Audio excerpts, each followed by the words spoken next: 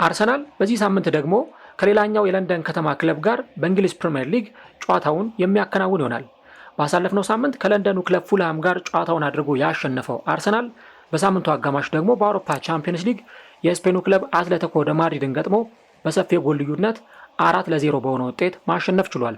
በዚህ ሳምንት በዕለተ እሁድ ደግሞ ሌላኛውን የለንደን ከተማ ክለብ ክሪስታል ፓላስን በሜዳው የሚያስተናግድ ይሆናል። አርሰናል መሪነቱን ለማስቀጠል ብሎም ደግሞ አሁን ያለውን የማሸነፍ ስነልቦና የበለጠ ለማጠናከር በዚህ ጨዋታ ላይ 3 ነጥቡን ለማግኘት ይፋለማል። በአንጻሩ ደግሞ ክሪስታል ፓላስ ከሰሞኑ የተፈጠረበትን የውጤት መንገጫገጭ ለማስተካከልና ከዓመታት በኋላ ከኤምሬትስ ስታዲየም 3 ነጥብ ይዞ ለመውጣት በዚህ ጨዋታ ላይ ወደ ሜዳ የሚቀርብ ይሆናል። የለንደን ደርቢ ጨዋታው ምን አይነት መልክ ይኖረዋል? ከዛ ባለፈ አርሰናል መሪነቱን የሚያስቀጥልበት ጨዋታ ይሆን የሚለውን እስከ ቪዲዮ መጨረሻ ድረስ ከኛ ጋር አብራችሁ ከቆያችሁ የተለያዩ ቴክኒካልና ታክቲካል ጉዳዮችን የምንመለከት ይሆናል። ሰላም ጤና ይስጥልን። የተከበራችሁና የተወደዳችሁ ውድ ቻናላችን ተከታታዮች እንዴት ናችሁልን? እግዚአብሔር ይመስገን እኔ በጣም ደህና ነኝ። የምትገኙት አራዳ ሜዳ ኦፊሻል ዩቲዩብ ገጻችን ላይ ነው። ለቻናሉ አዲስ ከሆናችሁ የዩቲዩብ ገጹን ሰብስክራይብ በማድረግና የሮል ምልክቷን በመጫን የቻናላችን ቤተሰቦች እንድትሆኑ በአክብሮት እንጋብዛለን። እንዲሁ ደግሞ ዩቲዩብ ፕሮግራሙን ለብዙዎች ተደራሽ እንዲያደርገው ቪዲዮውን ስትጀምሩ ላይክ እያደረጋችሁ እንድትጀምሩ የአክብሮት ግብዣችን ነው። የአራዳ ሜዳ ኮሜንታተር ተስፋወርቅ ሉልሰገድ አብሬያችሁ ቆይታ አደርጋለሁ። እንግዲህ የጨዋታ ቅድመ ዳሰሳዎቻችንን ወደ እናንተ ማድረሳችንን እንቀጥላለን። አሁን ደግሞ የለንደን ደርቢ የአርሰናልና የክሪስታል ፓላስን ጨዋታ የምንመለከት ይሆናል። እንግዲህ ለአርሰናሎች ሳምንቱ ጥሩ በሚባል መንገድ ነው እየቀጠለ የሚገኘው። ከኢንተርናሽናል ብሬክ በፊትም ከኢንተርናሽናል ብሬክ በኋላም በተከታታይ ክለቡ ጥሩ ውጤት እያስመዘገበ ነው ያለው። ከኢንተርናሽናል ብሬክ በፊት በተከታታይ ኒውካስልን ያሸነፈበት፣ ኦሎምፒያኮስን ያሸነፈበት፣ በኋላ ደግሞ ዌስትሃም ዩናይትድ ላይ ወሳኝ የሆነ ድል ያስመዘገበበትን የጨዋታ መርሃ ግብሮች እናስታውሳለን። ከኢንተርናሽናል ብሬክ በኋላ ደግሞ ባደረጋቸው ተከታታይ ጨዋታዎች ላይ አርሰናል 3 ነጥብ እያስመዘገበ ነው የሚገኘው። ባለፈው ከፉልሃም ጋር በተደረገው የእንግሊዝ ፕሪምየር ሊግ የ8ኛ ሳምንት ጨዋታ አርሰናል አሸንፏል። እንዲሁ ደግሞ በሳምንቱ አጋማሽ በአውሮፓ ቻምፒየንስ ሊግ ከስፔኑ ክለብ አትሌቲኮ ደ ማድሪድ ጋር ያከናወነውን ጨዋታ 4 ግቦችን በማስቆጠር አርሰናል አሸንፏል። አሁን ለተከታታይ ድልና እንደዚሁ ደግሞ የእንግሊዝ ፕሪምየር ሊግ መሪነቱን ለማስቀጠል ነው አርሰናል ወሳኝ የሆነውን የጨዋታ መርሃ ግብር ከክሪስታል ፓላስ ጋር የሚያከናውኑ። እንግዲህ በአሰልጣኝ ሚኬል አርቴታ በኩል የተጫዋቾች ሮቴሽን ይጠበቃል። በዚህም ጨዋታ ላይ በተለይም በሳምንቱ አጋማሽ በቋሚ 11 ውስጥ ያልጀመሩት 2 ተጫዋቾች ሊያንድሮ ትሮሳርድ እና እንዲሁ ደግሞ ሪካርዶ ካላፊዮሪ ወደ ሜዳ ገብተው ሲጫወቱ የምንመለከትበት የጨዋታ መርሃ ግብር ይሆናል ተብሎ ይጠበቃል። ከዛ ባለፈ ደግሞ እንደዚሁ ቲምበር፣ ማጋሌሽ እና ሳሊባ ደግሞ እንደተለመደው ባክፎሩን የሚመሩ ተጫዋቾች ይሆናሉ። መሀል ሜዳው ላይ የአርሰናል አሰላለፍ ከዚህ ቀደም እንደነበረው በተመሳሳይ ፎርም ነው ወደ ሜዳ አርሰናል ይገባል ተብሎ የሚጠበቀው። ዙቢሜንዲና ራይስ፣ ከፊት ለፊታቸው ደግሞ ኤበሬቺ ኤዜን የሚያሰልፉ ይሆናል። እንዲሁ ደግሞ ከፊት ምናልባትም ደግሞ ቡካዮ ሳካና የቪክተር ዮኬሬስ መሰለፍ አጠራጣሪ ወይም አጠያቂ ጉዳይ አይደለም። ከነሱ በስተግራ ግን ማርቲኔሊ በሳምንቱ አጋማሽ በአውሮፓ ቻምፒየንስ ሊግ ጨዋታ ጀምሮ ኢቨን በዛ ጨዋታ ላይ ጎል አስቆጥሮ ነበር። ሊያንድሮ ትሮሳርድ ደግሞ በዚህ ጨዋታ ላይ በቋሚነት ይጀምራል ተብሎ ይጠበቃል ማለት ነው። እዚህ ጨዋታ ላይ መነሳት የሚገባቸው ቁልፍ ነጥቦች አሉና እነዛን በየተራ የምንመለከታቸው ይሆናል። ቀዳሚው ነገር በተለይም ከዚህ ጨዋታ ጋር ተያይዞ የሚነሳው ጉዳይ የኤበሬቺ ኤዜና እንዲሁ ደግሞ የቀድሞ ክለቡን የሚገጥምበት ሁኔታ ነው። እንግዲህ ከጥቂት ወራት ቆይታ በኋላ ነው የቀድሞ ክለቡን ለመግጠም በዚህ ጨዋታ ላይ የምንመለከተው። እንደምታውቁት ኤበሬቺ ኤዜ በአርሰናል እግር ኳስ ክለብ እየተጫወተ ጥሩ ጊዜን እያሳለፈ ነው የሚገኘው። ከዛ ባለፈ ግን ደግሞ አሁን ባሉት ሁኔታዎች ደግሞ በአርሰናል የማርቲን ኦዴጋርድን ጉዳት ተከትሎ ቁልፍ ከሚባሉ ተጫዋቾች መካከል አንዱ ስለመሆኑ እየተመለከትን እንገኛለን። እሱ ከክሪስታል ፓላስ ጋር በተለያየበት ጊዜ የክሪስታል ፓላስ ደጋፊዎች ልባቸው ሳይቀየም በጥሩ መንፈስ ነው ተጫዋቻቸውን ወደ አርሰናል የሸኙት። ምክንያቱም እንደምታውቁት ኤዜ በክሪስታል ፓላስ በጣም ጥሩ ጊዜን ማሳለፍ የቻለ፣ ክሪስታል ፓላስ በታሪኩ ትልቁን የኤፍ ኤ ካፕ ዋንጫ ሲያሸንፍ ዌምብሌይ ስታዲየም ላይ የማሸነፊያውን ጎል ያስቆጠረ፣ በኮሚኒቲ ሺልድ ጨዋታም እንደዚሁ ማንቸስተር ሲቲን አሸንፈው የዋንጫ ባለቤት ሲሆኑ እንደዚሁ የተጫዋች የዛ ቡድን አካል የነበረ ተጫዋች ነው። ስለዚህ ምናልባትም ደግሞ ኤበሬቺ ኤዜ በዛ ቡድን ውስጥ እንደ አንድ ትልቅ ተጫዋች የሚቆጠርና በክለቡ የታሪክ አካል ሆኖ ለአመታት ስሙን ሲያነሱት የሚቆይ ተጫዋች ስለመሆኑ ያለ ጥርጥር መናገር ይቻላል። እንግዲህ ይሄ ተጫዋች ነው አሁን የቀድሞ ክለቡን በዚህ ጨዋታ ላይ ሲገጥም የምንመለከተው እና ኤበሬቺ ኤዜ በዚህ የጨዋታ መርሃ ግብር ላይ የቀድሞ ክለቡን ይገጥማል። ምናልባት የክሪስታል ፓላስ ተጫዋቾች እነ ላክሩዋ እንዲሁ ደግሞ እነ ማርክ ጌሂ ከፍተኛ ትኩረት ያደርጉባቸዋል ተብለው ከሚጠበቁ ተጫዋቾች መካከል አንዱ ኤበሬቺ ኤዜ ነው። ያው የቀድሞ ጓደኛቸው ነው፣ ያውቁታል ምን አይነት ፖቴንሻል ምን አይነት ክህሎትና ስኪል እንዳለው ሜዳ ላይ ምን ዴሊቨር ማድረግ እንደሚችል እና ደግሞ ለተጋጣሚ ቡድኖች ምን ያክል አስቸጋሪ ተጫዋች ሊሆን እንደሚችል በዚህ መንገድ ስለሚያውቁት ይሄ ነገር በራሱ ምናልባትም ደግሞ ጨዋታው ላይ ለመመልከት ከሚያጓጉ ነገሮች መካከል አንዱ ይሆናል ተብሎ ነው የሚጠበቀው። ምናልባት ተጫዋቹ ጎል ዴሊቨር ሊያደርግ ይችላል፣ ጎል ሊያስቆጥር ይችላል፣ ወይ ደግሞ አሲስት ሊያደርግ ይችላል።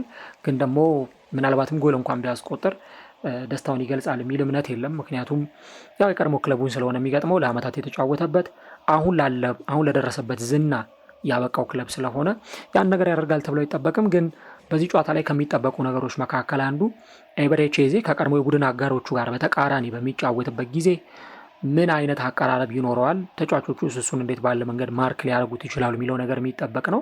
ያው እንደምታውቁት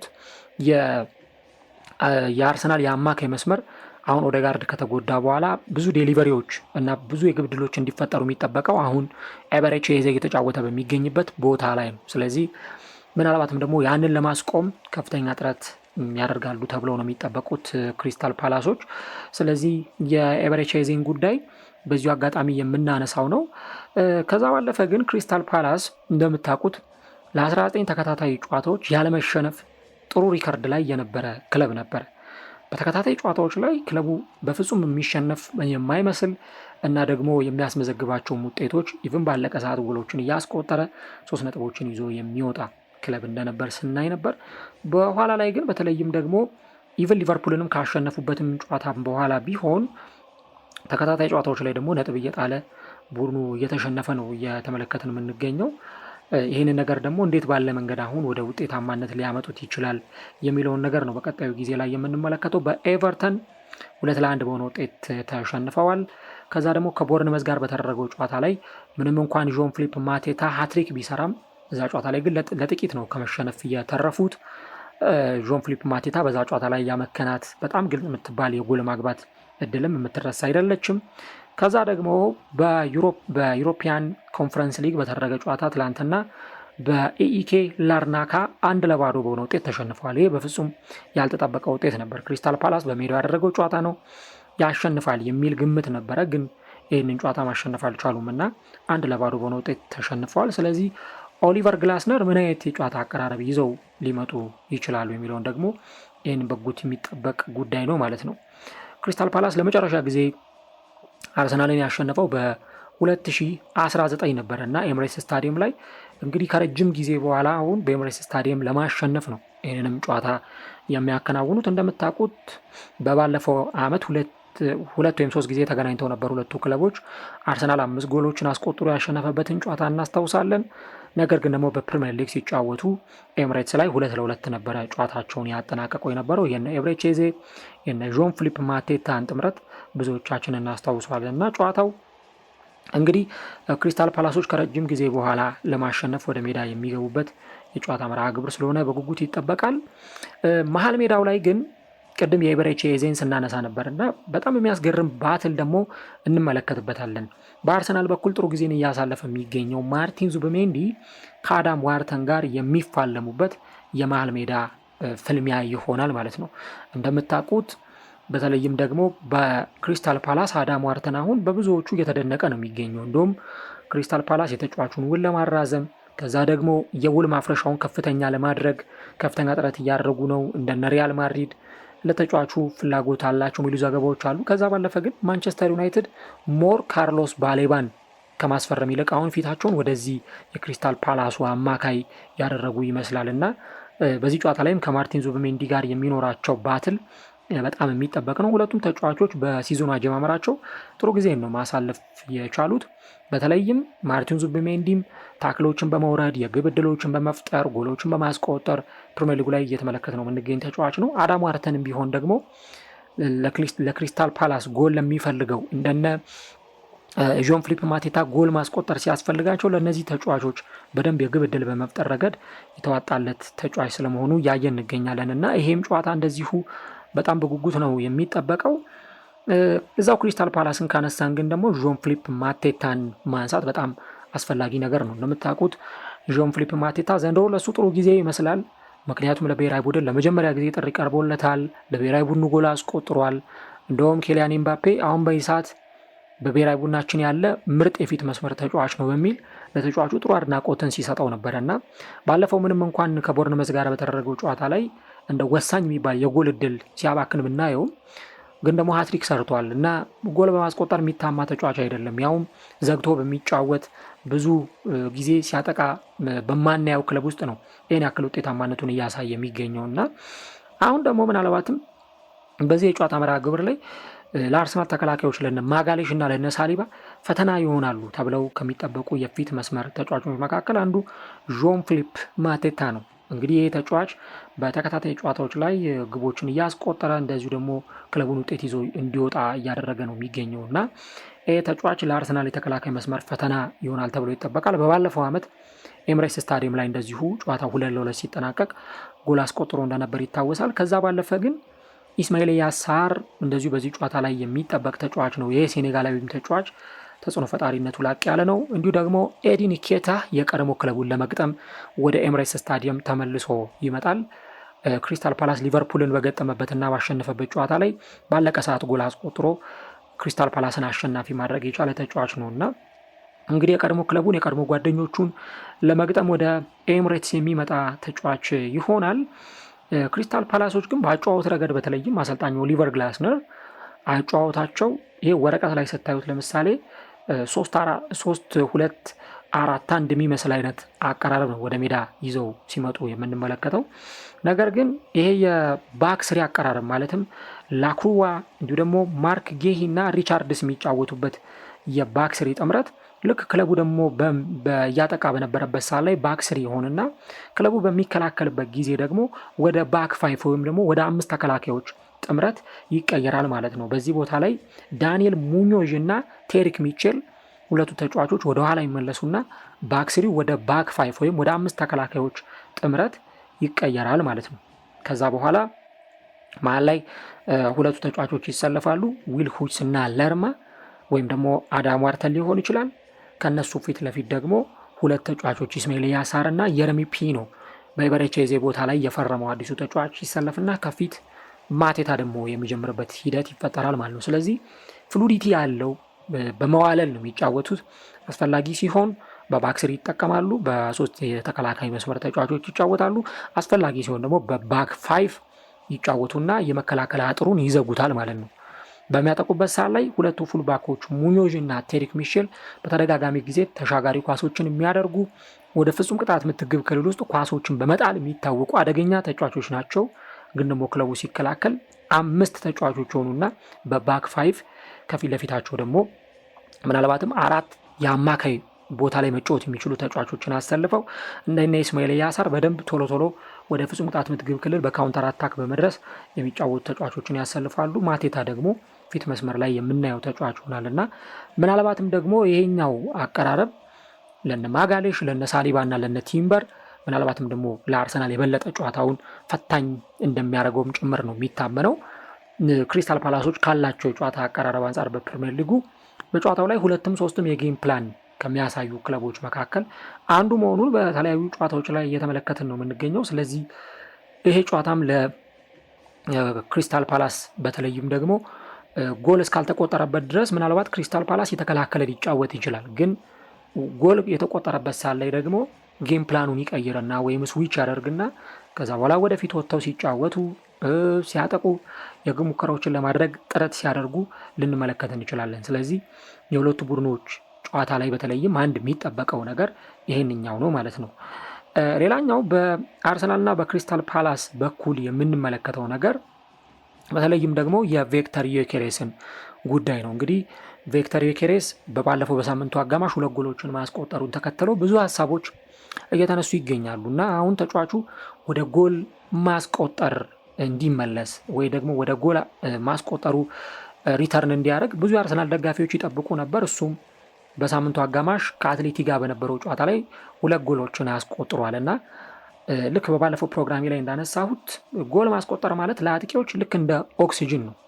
እንደ ኦክሲጅን ነው የሚያዩት፣ ኦክሲጅናቸውም ነው። በየጨዋታው ላይ ጎሎችን የሚያስቆጥሩ ከሆነ የበለጠ ኮንፊደንሳቸው እየጨመረ በራስ መተማመናቸውም እየጎለበተ ይሄዳል። አሁን ቪክተር ዮኬሬስም ይሄ ነገር ነው የሚጠበቅበትና በባለፈው እንግዲህ ጎል ሲያስቆጥር ከ624 ደቂቃዎች በኋላ ነበር ጎል ማስቆጠር የቻለው። እንግዲህ በኖቲንግሃም ፎረስቱ ጨዋታ ላይ ጎል ካስቆጠረ በኋላ ከጎል ማስቆጠር ተራርቆ ነበር የተመለከተ ነው። ሊድስ ዩናይትድ ላይ ጎል አስቆጠረ፣ 2 ጎሎችን ማለት ነው። በኋላ ደግሞ በኖቲንግሃም ፎረስቱ ጨዋታ ላይ ከቤሬቼዝ የደረሰውን ኳስ ወደ ግብነት ቀየረ።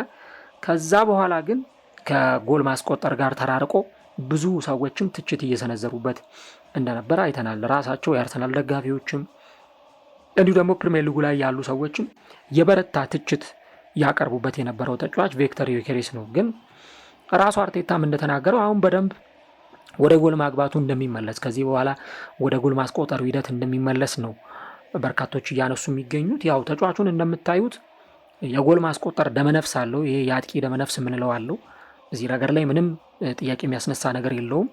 እንደው ጥሩ ዴሊቨሪዎች ከቀረቡለትና ተጫዋቹ ሜንታሊቲው ጥሩ ከሆነ እነዛን ዴሊቨሪዎች ወደ ግብነት በመቀየር አርሰናል የሚፈልገውን ነገር ማድረግ እንደሚችል አሳይቷል እና ባለፈውም ጨዋታው ካለቀ በኋላ የጨዋታው ማን ኦፍ ዘ ማች ተብሎ ነበር የተመረጠው በአውሮፓ ቻምፒዮንስ ሊግ እና ከነ ቴሪ ዳንኤል ኦንድሪ ጋር ቆይታ አድርጎ ነበረ በሲቢኤስ ስፖርት። ጨዋታው ካለቀ በኋላ ከነ ሚካ ሪቻርድስ፣ ከነ ካራገር፣ ከነ ቴሪ ኦንድሪ ጋር ቆይታ አድርጎ ነበር እና እንደውም ካራገር ያነሳለት አንድ ጥያቄ የ14 ቁጥር መለያን እንግዲህ አጠገባችን የተቀመጠው የቴሪ ዳንኤል ኦንድሪን መለያ ነው የተረከብከው እና አስበህበት ነው ወይ ያንን ማሊያ ስጡኝ ብላ የተረከብከው የሚል ጥያቄ ነበር የቀረበለት እና እሱም ሲናገር ያንን የማሊያ ቁጥር እንኳን ያው መውሰድ ብቻም ሳይሆን አቬለብል የሆኑ ቁጥሮች ነበሩ፣ ግን ለመውሰድ በጣም ኢንተረስቲንግ የሆነ የማሊያ ቁጥር ነው፣ ምክንያቱም በዚህ የማሊያ ቁጥር ላይ ታሪክ የሰራ ተጫዋች አለ ብሎ ነበር የተናገረው እና ቴሪ ኦንሪም በአጸፋዊ ምላሽ በዛ ልክ የጨዋታው መርሃ ግብሩ ካለቀ በኋላ በነበራቸው ቆይታ ላይ በቃ ቁጥሩ ጀስት እንደ አንድ ቁጥር ውሰደው፣ በቃ 14 ቁጥር ማለት እንደ አንድ ኖርማል ቁጥር ውሰደው፣ ጎሎችን አስቆጥርበት፣ ኢንጆይ አድርግበት፣ እኛ የምንፈልገው ካንተ ጎሎችን እንድታስቆጥርልን ነው የሚል ሀሳብ ነበረ የሰጠው ቴሪ ኦንሪ። እንግዲህ የቀድሞው የአርሰናል ሌጀንድ ማለት ነው። ያው ጫናዎች አሉ በብዙ ምክንያቶች። አንደኛ ቅድም እንዳልኩት የተረከበው 14 ቁጥር መለያን የአርሰናል ታሪካዊ የሚባለውን የኦንሪን ሌጀንድ ማሊያ ነው።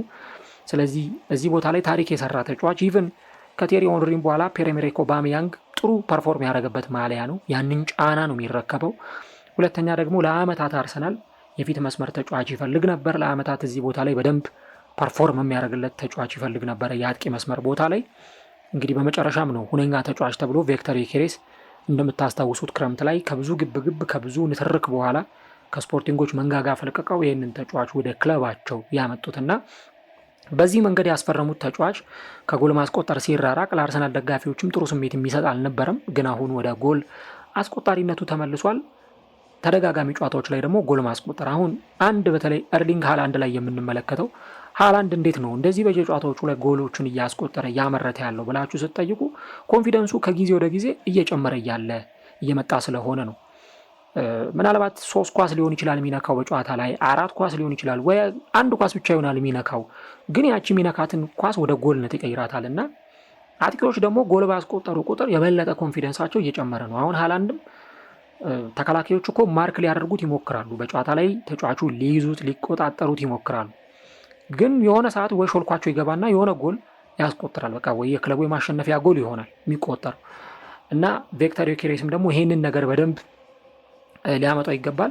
የአትሌቲው ጨዋታ ለተጫዋቹ ምናልባትም ደግሞ ከተጠቀመበት ከዚህ በኋላ እንደ ጥሩ ስፕሪንግ ቦርድ ሊሆን ይችላል፣ እንደ ጥሩ መስፈንጠሪያ ሊጠቀምበት ይችላል። እዛ ጨዋታ ላይ ጥሩ ፐርፎርማንስ ማሳየቱ፣ ጎሎችን ማስቆጠሩ ከዚህ በኋላ ለሚመጡት ጨዋታዎች እንደ ጥሩ መነሳሻ ሊሆኑ ይችላል እና እሱም ያ ጨዋታ ካለቀ በኋላ አዳፕት ለማድረግ እየሞከረ እንደሆነ በደንብ ቡድኑን ለመላመድ ታክቲኩን ለመላመድ አዳፕት ለማድረግ እየሞከረ እንዳለ ነበር የተናገረው። እዚህ ጨዋታ ላይስ ጎል ያስቆጥራል ወይ?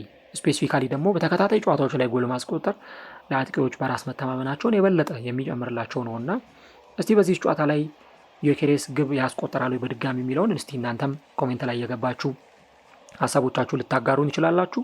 ያው ሁለት ግዙፍ አጥቂዎች በተቃራኒ የሚፋለሙበት ጨዋታ ነው። በክሪስታል ፓላስ በኩል ዦን ፊሊፕ ማቴታ አለ፣ በአንጻሩ ደግሞ በአርሰናል በኩል ቪክተር ዩኬሬስ አለና ሁለት ትልቅ የሚባሉ የፊት መስመር ተጫዋቾች እርስ በርስ የሚጫወቱበት የጨዋታ መርሃ ግብር ስለሆነ ጨዋታው በከፍተኛ ጉጉት ይጠበቃል። ሌላው እዚህ ጨዋታ ላይ የምናነሳው የመጨረሻው ቁልፍ ነጥብ አሁንም እንደገና ሴት ፒስን ነው።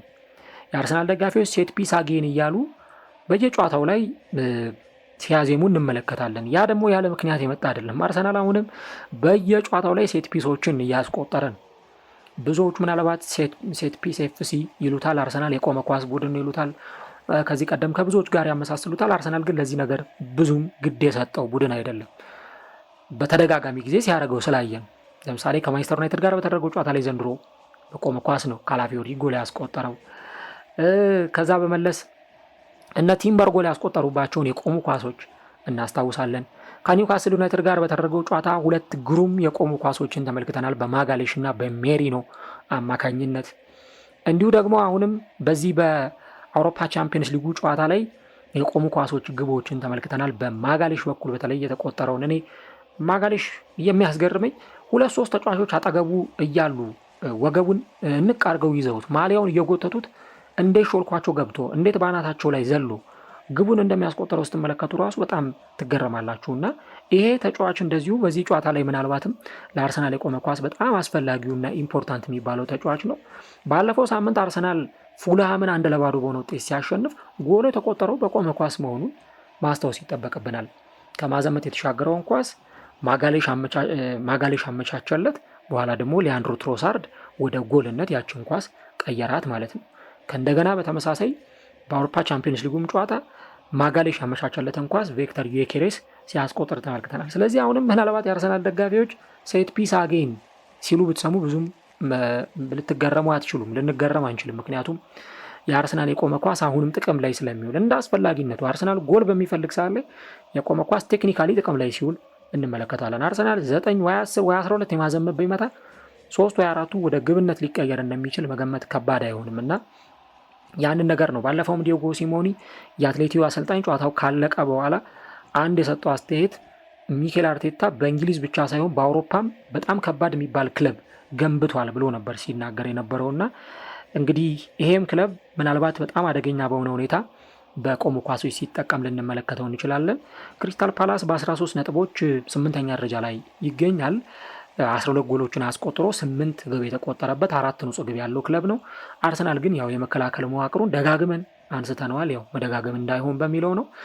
15 ጎል አስቆጥሮ 3 ጎል ብቻ የተቆጠረበት ነውና በአጠቃላይ በ12 ጨዋታዎች 9 ክሊንሺት ይዞ የወጣ ቡድን ስለሆነ ምናልባት አሁን 10ኛውን ክሊንሺት ለማስመዝገብ እዚህ ጨዋታ ላይ የአርሰናል ተጫዋቾችን በከፍተኛ ሁኔታ ይቀርባሉ የሚል ግምት አለ። ያው እንደምታውቁት በአርሰናል በኩል እንደነ ካይ ሃቨርትዝ፣ ማዱዌኬና ኦዴጋርድ የመሳሰሉ ተጫዋቾች በጉዳት ምክንያት ከአርሰናል ጋር አይኖሩም። በአንጻሩ ደግሞ በክሪስታል ፓላስ በኩል በቅጣትና በጉዳት ምክንያት እንደ ዶኮሬ፣ ሪያድ እና ኮፕራ ደግሞ እዚህ ጨዋታ ላይ የማይኖሩ ተጫዋቾች ይኖራሉና እንደውም በአርሰናል በኩል አንድ ጥሩ ነገር ፔሮ ሂንካፔ ወደ ሜዳ መመለስ የአርሰናልን ሌፍት ባክ የበለጠ ሊያጠናክረው ይችላል ተብሎ ነው የሚጠበቀው። እንግዲህ በዚህ የጨዋታ መርሃ ግብር ላይ ደግሞ ወደ ሜዳ ሲሰለፍ ምናልባትም ተቀይሮ ሲገባ ልናየው እንችላለን። ያው ክሪስታል ፓላስ ውጤቱ ወጣ ገባ ነው። አቻ ይወጣል ወይ ደግሞ ያሸንፋል ወይ ይሸነፋል። የባለፉትን ጨዋታዎች እሱን ያየ ነው። ሊቨርፑልና እንዲሁ ደግሞ ዲናሞን በተከታታይ ካሸነፉ በኋላ በኤቨርተን ተሸነፉ፣ ከቦርንመዝ ጋር አቻ ወጡ። በአንጻሩ ደግሞ በላርናካ ትላንትና በኮንፈረንስ ሊግ ተሸንፈዋል ማለት ነው። በአንጻሩ ግን አርሰናል ያለፉትን 5 ጨዋታዎች ዊን ነው እየቀጠለ የሚገኘው። ከ5 አሸንፏል። ኒውካስልን፣ ኦሎምፒያኮስን፣ ዌስትሃምን፣ ፉልሃምና አትሌቲኮ ደ ማድሪድን አሸንፏል ማለት ነው። ስለዚህ በዚህ ጨዋታ ላይ ምን አይነት ውጤት ይመዘገባል የሚለውን ልታጋሩ እንችላላችሁ። ለአርሰናል በየአመቱ ከባባድ ተጋጣሚዎች ሆኖ ከሚቀርቡ ቲሞች መካከል አንዱ ክሪስታል ፓላስ ነው። እዚህ ጨዋታ ላይ ደግሞ ምን አይነት ውጤት ይመዘገባል? የውጤት ግምቶቻችሁን አስፍሩልን። ውጤቱ ስንት ለስት ይጠናቀቃል የሚለውንም እንድታጋሩን የአስተያየት መስጫው ለእናንተ ክፍት ነው። እሁድ ዕለት ሌላኛው ተጠባቂ ለንደን ደርቢ ጨዋታ አመሻሽ ላይ የሚከናወን ይሆናል ማለት ነው።